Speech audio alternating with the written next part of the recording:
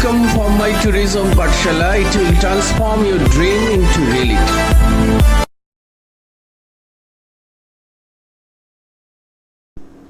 Good evening, all of my UGC-NET and June student in tourism studies and management. This is our question paper analysis series of June 2020. This question paper is based on management. Our first question number 10 from June 2020 question paper. Which of the following is not a source of manager's power? They have given the four options: riot, coercive, afferent, legal. The odd one is the afferent. C is the incorrect. Riot, coercive, and legal are the right option. There are five generally accepted power, management power. Number one, legitimate power. Legitimate power is the result of a position of formal authority of the organizational hierarchy. Coercive power. The coercive power is based on fear and negative result which might occur if the subordinate does not obey. Riot power. Riot power is the opposite of coercive power. Riot power is the ability to distribute fair and equitability. Riot for positive performance that receive view as valuable. Expert power. Expert power is the influence of possess as a result an individual expertise. And referent power. Referent power arises from identify with a person who has desirable resources or personal trait. For example, if I admire an identity with you, you can exercise power over me because I want to please you. So they have given the afferent power away from the central organ or part. So correct option, the option number C is a mismatch. Now our next question number 11. This question of types of responsibility center. Which of the following is correct?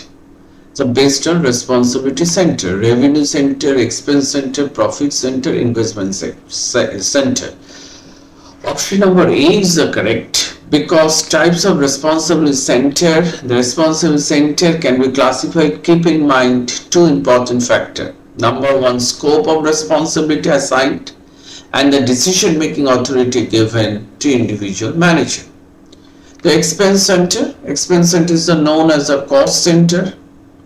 The cost or expense center is a segment and division of an organization in which the managers are held responsible for the cost incurred that segment. They are not to be responsible for revenue. There are two general types of expense center. Number one, engineer expense center and discretionary expense center. The engineer cost are those elements of cost which can be predicted with fair degree of accuracy: cost of raw material, direct labor, water, electricity. And discretionary cost, also called the managed cost, a cost for which output cannot be measured in monetary terms. Administrative support, unlike account department, legal department, public relation department, research and development department, most of the marketing activities. So there are two types of expense center. Number one, engineer expense center and discretionary expense center. The next is the revenue center. Revenue center is the segment of organization which is primarily responsible for generating sales revenue. Next, the profit center is a segment of business often called the division that is responsible for both revenue and expense. And this main purpose of profit center is to earn the targeted profit. In fact, the profit center manager are more concerned with finding way to increase center's revenue. Next, investment center. An investment center is responsible for the profit and investment. If a manager control investment, that area of responsibility can be called the investment center. Our next question is the trait theory of leadership. Trait theory of leadership focused on personal qualities and characteristics. They have given the four options. Out of 4, B, option number B is correct. Trait theory of leadership. These traits are believed to be involved in born and produce consistent behavioral pattern. Trait theory is similar to the great man theory, which suggests that some people are born with natural characteristic that makes them skilled labor or skilled leader. Our next question, managerial role as suggested by Henry Mintzberg. Which of the following role are the managerial role as suggested by Henry Mintzberg? The ACE is the correct information role, focus on dealing with information, interpersonal role, focus on people and human interaction, and decisional role, center around the making decision. Mintzberg identify a set of 10 role fall into the 3 categories shown in figure: informational, interpersonal, and decision role. So these roles are the interpersonal roles, how manager interact with other people, figure 8, leader and liaison. Information role, how manager exchange the process of information, monitor, disseminators, spokespersons. And decisional role, how manager use information in decision making, entrepreneur, disturbance handler, resource allocator, and negotiator. Total 3, 3, 6 and 4, total 10 role. 10 role has been divided under the 3 category: informational, interpersonal, and decisional role. Now we move on our next question. Question number 65. Which of the following are the characteristics of mechanistic organizational structure? High complexity and high formalization are the characteristics of mechanistic organizational structure. This option A and B is option number C is right. Typology of organization structure. The 3 core dimensions of formal organization structure, complexity, formalization, and centralization, can be combined into number of different types or model. The popular descriptive model have received much attention, the mechanistic model and organic model. The mechanistic organization has been characterized as a machine. It has a high complexity, high formalization, and high centralization. A mechanistic organization resembles a bureaucracy. It is characterized by highly specialized tasks that tend to be rigidly defined. A hierarchical authority, control structure, communication that primarily take the form of edict and decision issued by managers to subordinate. Communication typically flow vertically from the top down. And organic organizations are antithesis of mechanistic organization. They are characterized by being low in complexity, formality, and centralization. And organic organization is said to be flexible, informally coordinated, and managers use participative decision-making behavior. Communication is both horizontal and vertical across the different department and vertical down and up hierarchy, and depending on the where information reside. So there is a 2 type of organizational structure: mechanistic structure and organic model. And our question is based on mechanistic organizational structure. Now we move on to our next question, question number 67. They have given the strategy and business environment. So there is a 4th type of strategy, defender. Defender is related to the stable. Mile and Snow identify 4 types of business. Number 1, defender. This question is based on Mile and Snow identification of business type. Defender means the business environment should be stable, analyzer should be changing, prospector should be dynamic, and reactor should be inconsistent. So option number D is right. Now the Mile and Snow typology, the 4 industries. Mile and Snow identify 4 types of business: prospector, defender, analyzer, and reactor. Prospector perceive a dynamic environment, are flexible in order to frequently offer new product and realize new market opportunity. Defender are the opposite of prospector. They are relatively stable and tend to occupy and defend market niches and focus on constantly improving efficiency. Analyzer are an intermediate type. They are willing and ready to enter new market or offer new product, but they tend to limit this activity as they affect efficiency. And reactor as the last group, lack of consistent strategy to confront environmental change and thus expected to perform poorly. Our next question, question number based on the decision making and description. Anchoring bias. Anchoring bias is related number 4. A tendency to fixate on initial information from which one then fail to adjust adequately for subsequent information. Next, confirmation bias.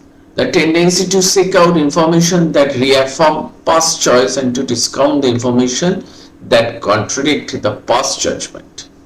Availability bias, the tendency for people to base their judgment on information that is easily accessible to them. And hindsight bias, this is the tendency to believe falsely after the outcome of an event is known that one would have accurately predicted that outcome. So option number C is the correct.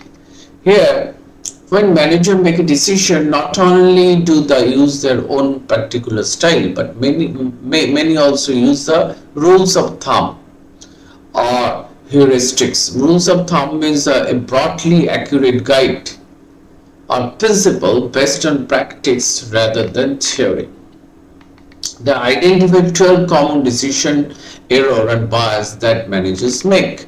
These are the 12 error and bias in decision making.